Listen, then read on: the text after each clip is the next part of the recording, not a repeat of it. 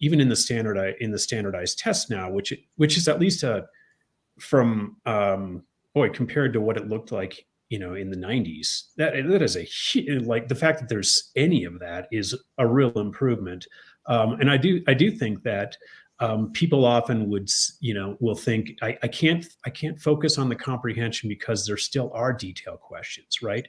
My research has shown that if you can get like it's pretty hard to connect ideas of the text if you don't like remember the ideas. So working on connecting the ideas actually allows them to focus on the details too. It's not like it's an either or. It's think about comprehension because you get the boost on both ends. You get the comprehension, but you also get, guess what? If the ideas are connected, they can remember those little bits of ideas better than they could when they were these isolated things that didn't go together in any kind of meaningful way. And so the big global picture, the comprehension part, actually helps them remember the details, the facts that make up that article or that passage that they read. That's so interesting, all of this. And I guess one of the questions that I have, because we've already been talking 30 minutes and we could talk about this all day. Walk our readers through like how you guys set up the study and what were some of the surprises that you found? Like, were there surprises? Was your hypothesis right? I know the answer because I've read the study, but for many people on here, they haven't. But how did you set this up, and why did you set it up the way that you did, and go from there?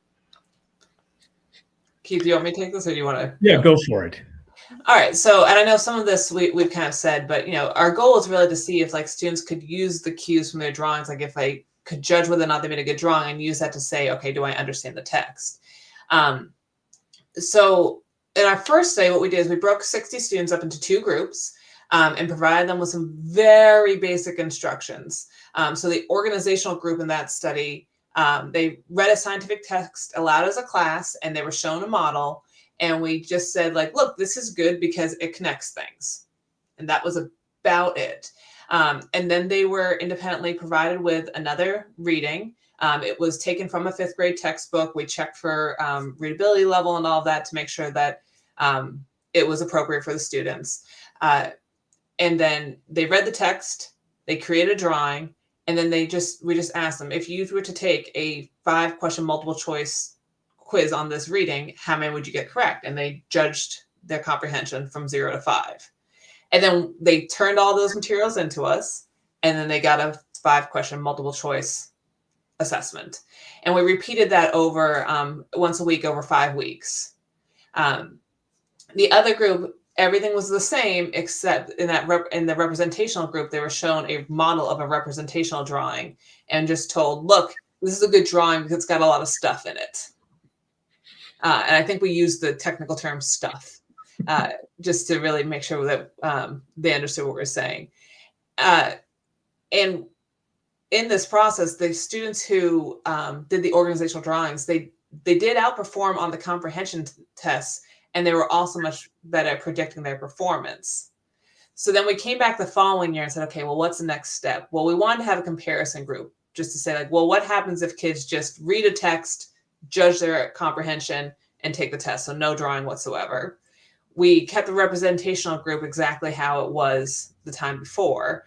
And then the organizational group got that more in-depth instruction. So it was a lesson that I think it probably took about 90 minutes one time, where I came in with that organizational group and really walked them through the process of creating a good scientific drawing the same way that we would teach them how to write in a specific genre. And then we repeated the process over 5 weeks with 5 different texts. And this is what Keith was talking about earlier. Again, that organizational group really outperformed both the representational group and the control group on the comprehension, but their metacomprehension accuracy was about 0.8, so like about 80%, which, as Keith said, and Keith has done this research for a long time, like never have we seen that kind of accuracy, and especially out of children this young. So there's really a lot of excitement there that like kids can do this. I think, Francesca, the surprise for me really was how natural representational drawing. I mean, that was like we could have gone in and just said, yeah, just draw whatever you want, and they would have drawn a representational drawing because that's what they do, and it was really interesting with just because I knew I had the really good teacher, Catherine, teaching the organizational thing. I know about as much about fifth graders as I do about my two kids that have been fifth graders at one time. So I was a bit nervous about going in and teaching fifth grade students how to draw representational drawings. I managed to pull it off, even though I'm a high school math teacher. So, but it really was. I had the easy job on that because it was just kind of go do what you would naturally do versus what Catherine had to convince them to do, which was a whole lot of work. Well, and I think that really comes from the fact in my previous work, looking at a lot of the images in their science textbooks, it's getting better, but a lot of the images in science textbooks for elementary students are very just representational. Like we're not getting really complex drawings that show models that are showing students how we should be thinking about these concepts. So I guess I was a little bit less shocked that they drew all these representational ones simply because we know they're not really paying attention to most of the images in their textbooks, but if they are paying attention, this is what they're seeing, even if they haven't really thought about it all that explicitly.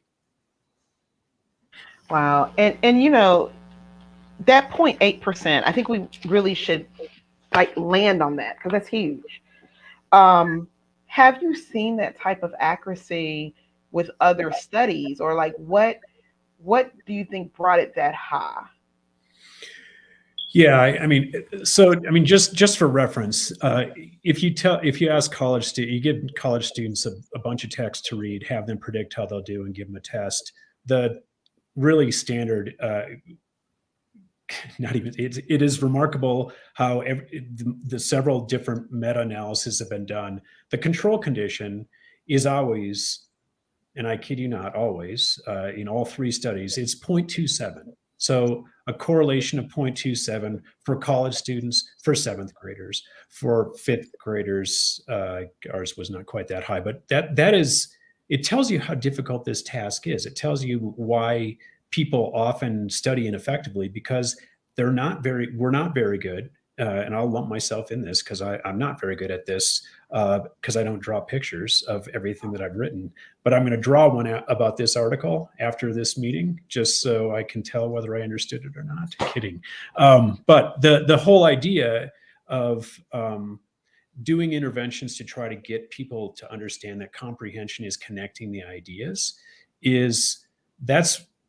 I did my original work in this in the early 2000s and got accuracy to about 0.6, 0.63, 0.65, 0.7, never this high, never even close. And the good news is, while the 0.8 is fantastic, what you find is the difference between having accuracy of 0.7 and having accuracy of 0.25, when you look at how the decisions that students are making about what to restudy, the high accuracy means they're actually focusing on the right text. And when you look at overall comprehension, it's like 3 grades. It's like 30% better comprehension for the group that actually studied effectively by looking at rereading text that they didn't understand and not bothering to reread text that they actually already understood. But that's where the accuracy really helps, because if you don't know what you didn't know, you might as well just randomly select text. And sometimes it's a waste of your time because you already knew it. And other times it actually is helpful. But what we've found in 3 different studies is students, regardless of the age, students know to study what they don't know. It's just they don't know what they don't know. And so the monitoring is this pivotal thing that you have to focus. You have to get them focused on comprehension. And once you get that accuracy, and I don't know what the magic number is. There was a time when I was thinking that would be so cool to figure out what's that tipping point. I lost patience in trying to design studies to do that. But 0.6 versus 0.25, there is a huge difference in performance when you do that. The 0.8 is just like, holy moly, that is off the charts accurate. And the beauty is they didn't have to be that accurate necessarily, but I think part of what it does, the other interventions that I've done are doing things like having kids write summaries. And I can, here's my summary, right? Versus a picture where you actually look at it and go, boy, I clearly didn't understand what that was. Like at a glance, you can look at that, a drawing, and say, that's got some stuff there. I think that I might have understood this one okay. And that's really what we're asking them to do, right? Draw a picture. And if they struggle to draw that organizational picture in particular, it's a cue that they didn't understand what they read.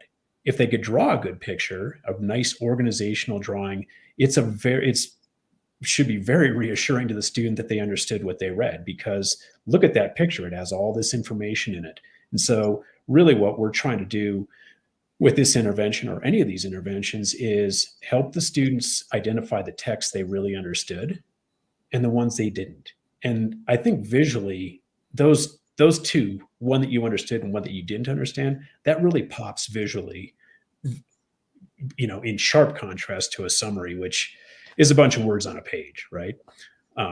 So I think that's probably why it was so effective. The drawing, I don't know if you could get college students to draw pictures. Like they might think they're too cool to do that. But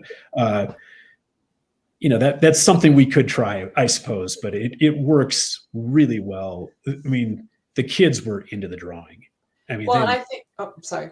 Yep. I was going to say too. I think part of this is that if you ask children to respond, demonstrate their understanding, even if it's a multiple choice question or writing summaries or anything that's involving reading and writing, you are also testing their reading and writing skills, period. Right. So they might really understand a lot of the content, but maybe they just don't have the writing fluency and stamina to write out a full summary. Right. They're going to leave off details because they just don't want to, or they're going to stress out over whether or not they spelled a word correctly, or, things like that. I think the beauty of the drawings is that it really alleviates a lot of those language demands, but allows you to see what do the children know and what do they not know. So, one of the things Keith and I have talked about for years is like, all right, well, now how do we start taking this to teachers? Saying, rather than having your students read a passage and write a summary, which, let's be honest, the teacher does not want to read 25 summaries of the same text over and over and over again. Like, I've been there. We've all been there. It's not fun. If you know how to evaluate the drawings, if you've taught the students how they should be doing these drawings, that's a much better way to start being able to monitor your students' understanding of the content and to be able to really identify where misconceptions are. Because a lot of times if children are writing, if they don't understand something, they're just not going to talk about it. Whereas you might see in a drawing like, oh, wait, you've connected this thought and this thought, but that's not quite right.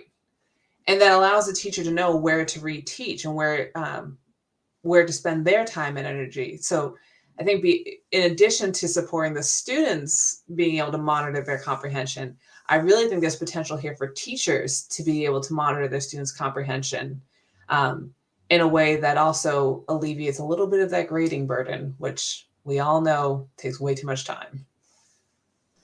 And I think one of the themes that I keep hearing is this idea of learning and not just like completion, like not just getting them to do it just because. It's not an assessment. It's or not a summative assessment. Like use it to continue teaching and learning. Yeah. One of the things you hit on, and I was actually going to ask you guys this, like, what do you feel like the next steps are for teachers who are listening to this who say, oh, wow, I want to learn how? How do you train teachers to do this type of work in addition to what they're already doing? I do think Catherine's description in the second study is actually clear enough. Like I understood from just what we wrote in that article.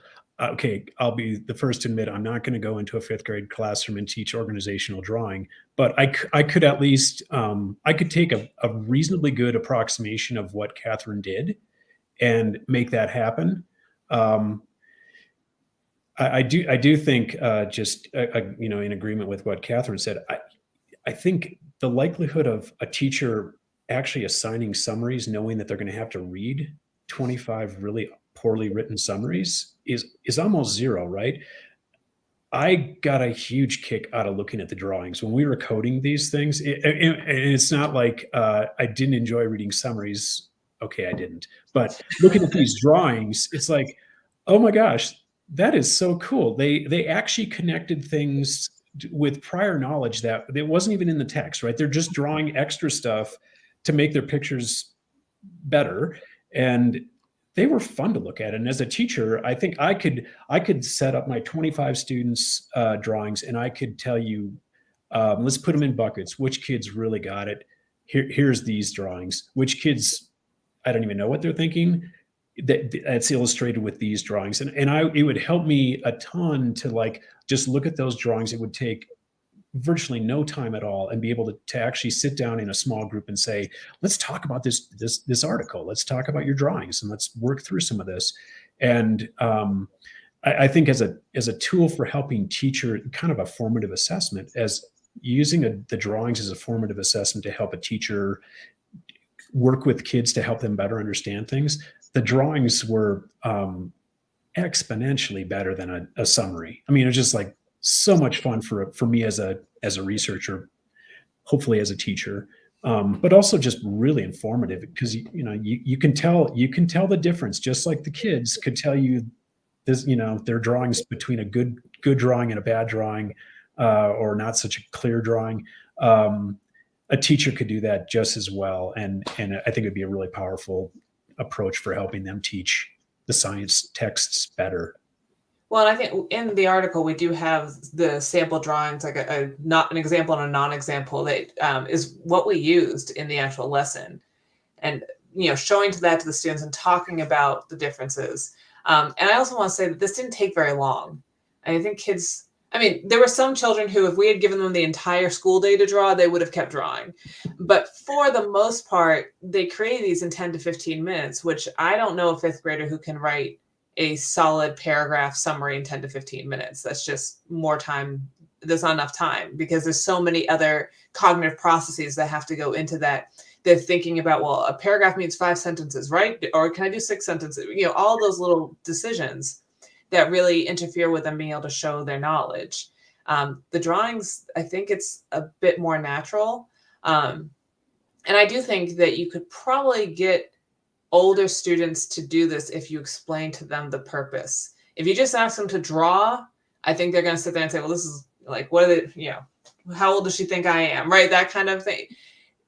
But if you explain to them why they're doing this, that, this is a way to model scientific thinking and knowledge, and that scientists use models, and making them understand that this is a way that a scientist would engage with their community, well, then it's not like a little kid thing to do. And I say that, though, as someone who loved to get glue and glitter out with 8th graders, because they still enjoy being, having that opportunity to be creative as part of their learning. This is so interesting to me.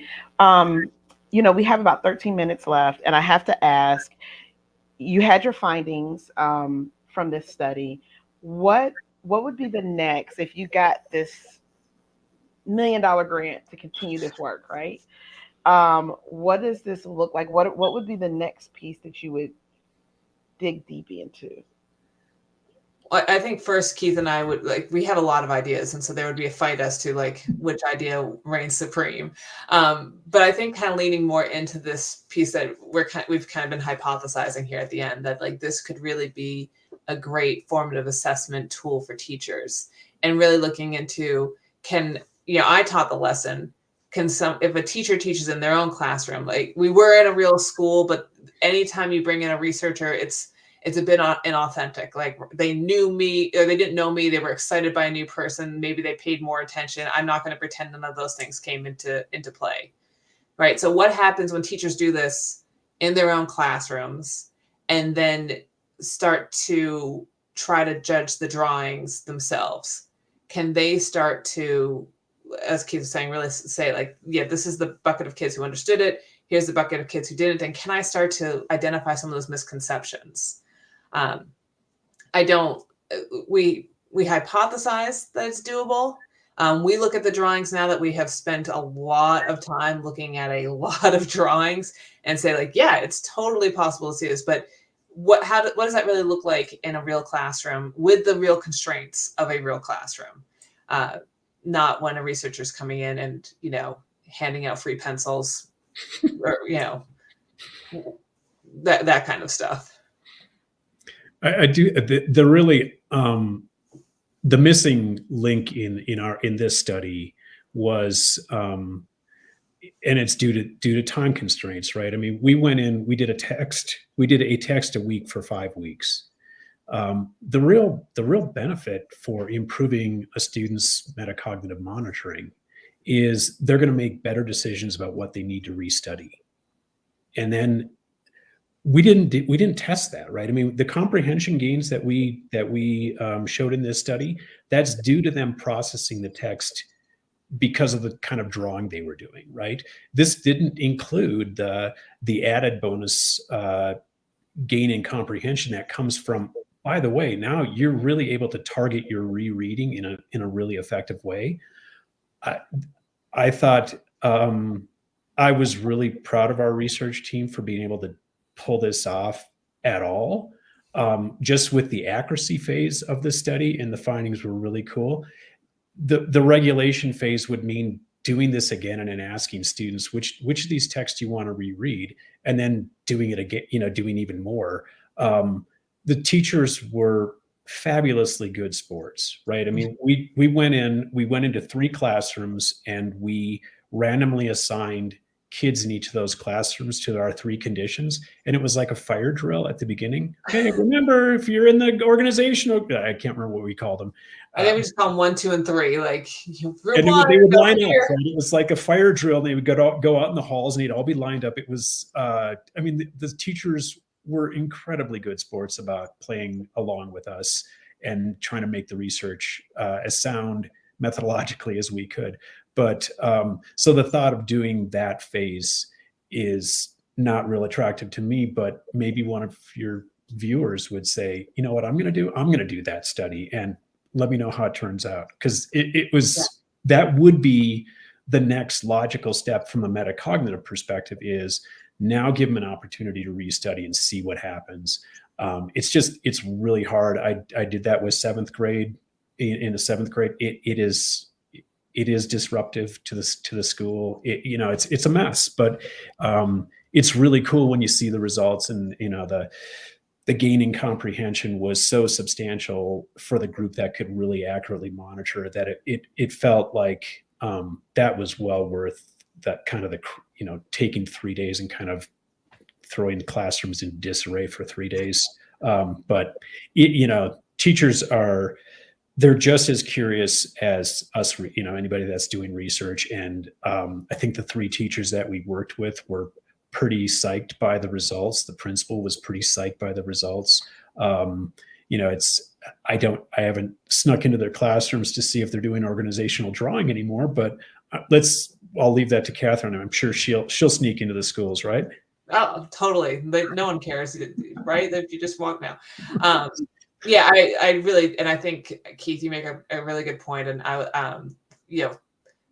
because of the rules of research, we can't reveal who those teachers were, but they were amazing. And so if they are ever watching this, we are so grateful for their time and commitment, because we do understand that teachers are being asked to do way too much right now.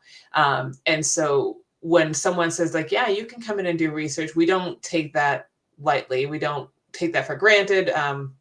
It is so hard for researchers to get into schools and do the research that matters, because teachers have too much going on right now anyway, and principals have too much pressure. And so we are so grateful for when those opportunities arise, that teachers are willing and able to work with us. And so teachers, as you're listening to this and you have the study, we put the link on our page for you to try this and to reach out to them and see like how did it go and what did you notice and those things. So we have 7 minutes left. Is there anything from this study that we did not talk about that you're like, well, I've got to say this? I think we've hit all the main points. We really appreciate getting in front of you and so many other viewers. This is, as I said, our articles sit in journals, and somebody may break them open from time to time. So to have an opportunity to talk to this many people in one sitting is, it's a wonderful opportunity for us. So thank you. I'd also say just, I think when I was a teacher, on the few times that I got to see research, I kind of assumed that the researchers were just like up in these ivory towers doing their very important things. Yeah. I can't tell you how excited I am on the rare occasions I hear from a teacher who says like, oh, your research was interesting. Could you answer some of my questions? Like I will Zoom with any teacher anywhere, anytime and talk about, I mean, because that's why I'm a teacher first. I was a classroom teacher first. That's still who I am. And I think I can speak for Keith here too. So not just us, but if you have questions about research, please don't hesitate to reach out to those authors. If they don't reply to you, they're not worth your time. And the rest of us will be so excited to hear that a practitioner saw our work, that we'd love to engage in the conversation. Absolutely. And thank you guys for coming on and being willing to talk about this research. And one of the things, like for our readers, as you're listening to this, please, please, please reach out to them. They were super helpful. We wanted to interview them. And this is, I feel like as a former teacher, that it's really important for us to learn about what's happening in the field and how does it have an impact on our day-to-day classroom practice. Now, we have 5 minutes left. Can we do a speed round? It'll be fun. No worries. Are you guys ready? Sure. As we'll ever be. Okay, first, 10 seconds to answer. Who are you for the Super Bowl? The Philadelphia Eagles or the Kansas City Chiefs? Come on, speed round. Sorry, my household were Steelers fans, so okay. I was cheering for the nachos. I'm a Viking fan, so I was pulling for the Eagles just because they abused the Vikings during the regular season. So I wanted to make the Vikings look better. What is one piece of research that you feel like is not your own research, someone else's research, that you feel like is cutting edge and you wish more people knew about? Ooh. I love an article. It's a kind of a meta-analysis about teacher judgments, and it's by Sudkamp and some other folks. It's a 2012 article. It just talks about different findings that people have found is how accurately are teachers able to monitor or predict how their students will do. It's kind of like this, but with teachers predicting how their students will do, and this with the same idea, right? That if the teacher can tell who's struggling, they'll go work with them. It's just kind of a cool. I just think it's really cool. So I'll leave it at that. Catherine's got a really cool one too. No, I had to choose. So 1,000 things, but one thing, there's some work coming out of researchers at George Mason, especially Seth Parsons, on writing engagement in elementary school, and we've been looking at reading motivation and engagement in recent years, but now starting to move more into that. How do we motivate and engage students to write, and coming up with different measures, and also they're looking at what can teachers do with this information? So it's really new. But it's really exciting. Okay. Last question: cats or dogs? Cats. I already know that. Cats. Sorry. You didn't hear my dogs barking? No, we didn't hear it. That's not allowed in this house, but the 2 dogs are more than welcome. I know, right? My dog's laid out here like he has a job. I'm like, you need to get a job, sir. You're eating up all of our food. I want to thank you guys for coming on, for being such a great sport. This is super duper helpful. We will send this out for the next month to our readers, and just the comments were really, really positive. Any last parting words? How can people get in contact with you if they have not clicked on the article yet to read it? Do you want to put it in the chat? How can they find out more about you and you guys and your work? I think email is generally the easiest way. So we can put that on the front of the article. Our email addresses are on that, which is a great way to do it. But yeah.